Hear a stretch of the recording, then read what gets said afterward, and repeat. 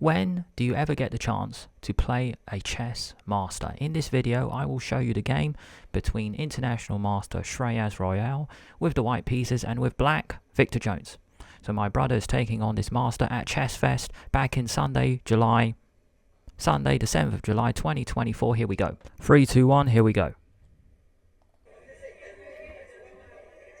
Nimzo Indian, take bishop to a5, e3 Nimzo. If I zoom in on the clocks, bishop d3 and knight e2 played, Victor castles. Now throughout the video I'm going to interject. I'm going to put lots of really cool clips of the live footage from the day. Let's begin. Let us begin. d4, knight f6, c4, e6, knight c3, bishop b4. Here we have the Nimzo Indian. Now after e3, one really sensible way to play is pawn to d5, well, castle first, bishop d3, and then stake your claim in the center. d5, c5. However, black chose to play knight e4, and after this move, you have to defend on c2. You have to defend on c3, I mean. So queen to c2, take, and the bishop goes back to a5. Now, I don't love this position for black because white can even get a gigantic pawn center like this. And already, white's position looks really nice. Now, white played bishop d3, attacking the pawn, h6 played. I was thinking f5, but now e4. And already, if this capture happens, then it's just so dangerous on h7. So if we just go back 2 moves, already I do not love black's position. Knight to e2 and now castle. In this kind of position, no defenders in front of the king. I feel like that knight should be here by now, but really that knight on f6 should have been there. It should still be there rather than trading it off for that c3 knight. White has a big center, but doubled c-pawns. That is Shreyas, that is his opponent, and Victor, that is my brother. I'll probably zoom in on the clock pretty soon now. c5, you strike in the center, and now e4. This move is totally fine in these kind of structures. You'll never play this structure. This is called the Irish pawn center when you have tripled pawns. e4. Now you will never take this because now you're just giving white a beautiful pawn center and there's no more doubled pawn. d6, bishop e3 and queen to e7 to defend the pawn. One way to handle this is just knight c6. You can play knight c6 because after d5 or even take, you don't even mind. You don't even mind. You just sack a pawn because these pawns are going nowhere anyway. And then at least black is finding a way to free their position. Later on in the game, you'll see it's quite cramped. Shreyas has 3 minutes and Victor has 5 minutes. You can just about see the time. So c5, d6 played. White now gets a gigantic pawn center. Let's go back a few moves. Just want to show you one key moment here. Just go knight c6 straight away. Normal move in these kind of positions because the knight goes to a5 to attack the c4 pawn. If bishop e3, which just looks like such a normal move, you take.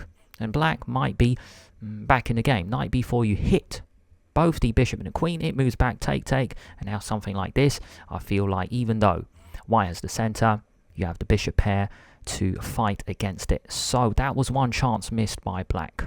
Back to the game, d6. Bishop to e3, queen e7, and now gigantic pawn center. Bishop retreats back to c7 because it's not really doing anything here. Queen d2. The bishop now comes back. You can hear there is a lot of noise. Hey, that's part of Chess Fest. That is part of Chess Fest. What an honor to play all these top players. Queen d2 played, and now you can see my brother's pieces on the back are not getting out too much.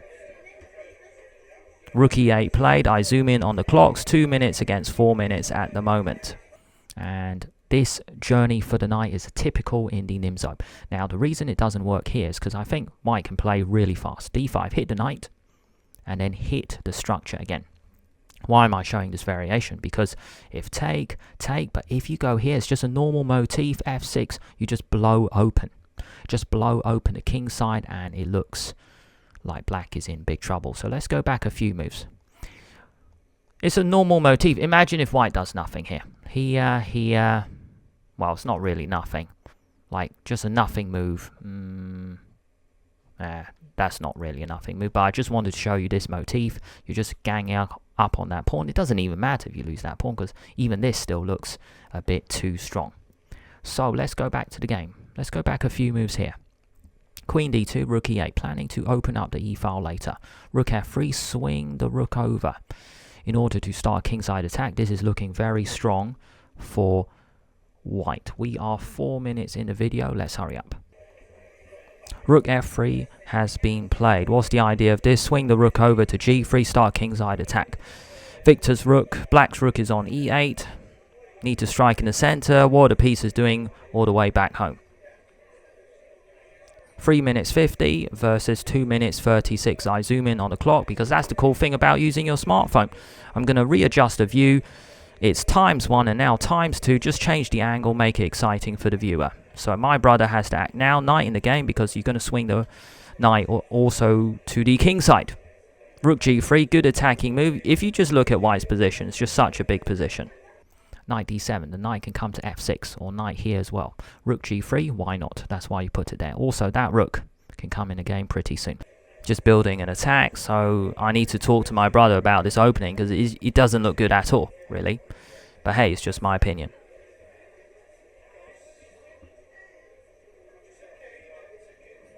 Zoom in on the clock. 3 minutes 10 versus 2 minutes 30. Zoom out. Got to get a good camera angle. Here we go. Now, can you see what black now plays? My brother probably plays it very soon, but he needs to act fast and needs to be drastic. Need to sacrifice a pawn. That's the clue.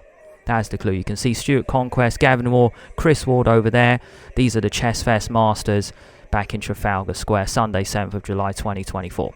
Can you see a pawn sacrifice here? Or else black's pieces, they're just way too cramped.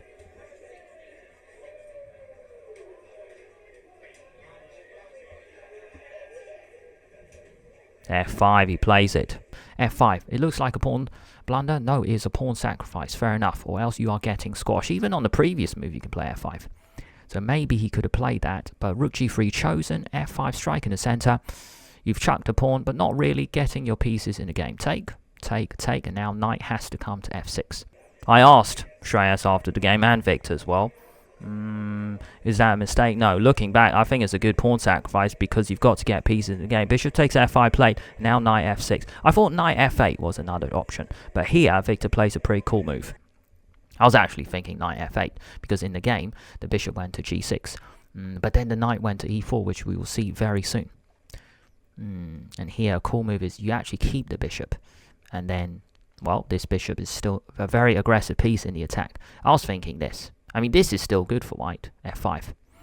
F5, and this is looking good. D5, knight F4 is one way to continue.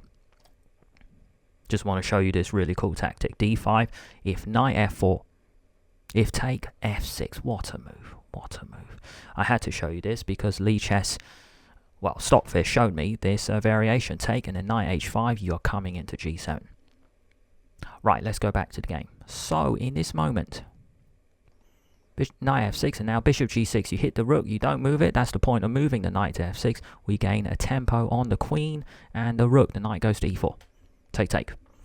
F5, the attack is just rolling, really. Pieces on the back, not doing too much. F5, king out the way, and now F6 blowing it open. I was checking this out, but really after take, you can actually take on H6. That's the amazing thing. And if queen E2, of course you don't trade queens, you just get the attack going. Rather than rook G7 check, the king hides away. No, you just start the attack because you've got 2 threats. That is mate and the bishop, and there's no check because of the rook on G3, so this is looking winning. And if you go G6, take. You're just using the pin. You can even go here if you want, sneaky, but it's the same thing really. Same thing. So let's go back a few moves here. So that's one option missed after F5. Well, it's not missed. King H7 was played by black, and then F6 blowing open. 2 minutes for both sides, as you can see on the clock. 2 minutes 13 versus 2 minutes 14. King out the way. I would have played bishop F5 here, because after bishop H6, G6, now he tries to blow open the king side. G5 here is possible. But, yeah, just trying to blow open. Take, we're just crashing through. After take, that's the cool thing, didn't take on H6, went knight F4 first. Knight to F4, you want to, really the point of knight F4, now we're coming into D5. D5 played, and now knight takes D5. We can't take the rook, because knight F6 check will just win the queen. Knight to F4, now the pieces are coming in. Bishop g4 here is a fancy move. Don't know if it works.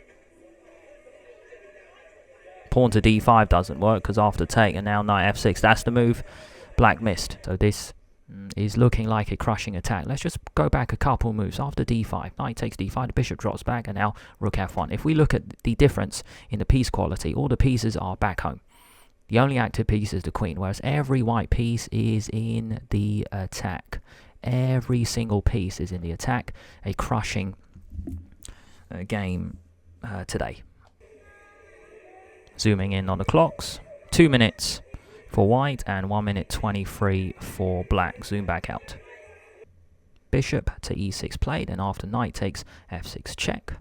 Take, take. Just want to show you this cool moment. You can actually take with rook. That's the cool thing, because now you got checkmate. You can't take because knight takes will win the queen. That's a really, really cool move. Really flashy. And if that's actually mate.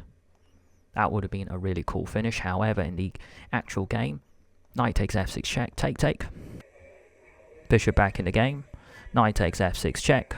Only move. Bishop has to take or else black loses the queen. But now, the problem is all white's pieces in the game. That's the thing. In this entire game, all white's pieces have always been in the game all the time. So, definitely got to work on this opening for Victor. So I might speak to him later about this. I might analyze this as well. And as you can see from this video clip, black resigned. 1 minute 58 and 24 seconds, black resigns. Now they have a quick discussion about the game. One option, check, can be played, but a cool move here, you can just go rook back to f1, but queen c1 is a little bit of class. Swapping queens off, because black's only active piece is that queen take, take, and you still got checkmate on h6. There's no good way to stop it. There's no good way to stop checkmate with rook takes h6. You can block, because actually there is that, well, no, not really. If take, check, you can go back. But here, you just flip it around. Just flip it around, no need to be inaccurate. You can take check with first. You can see the green arrow. The king moves to g7. Now you take with check. And then you can take a move out, save the bishop. So that is the crushing victory by white. Coming soon will be the game, will be my game. I've got the footage here. So I'm either going to merge it now into this video or it will be a future video. Let me see what I can do.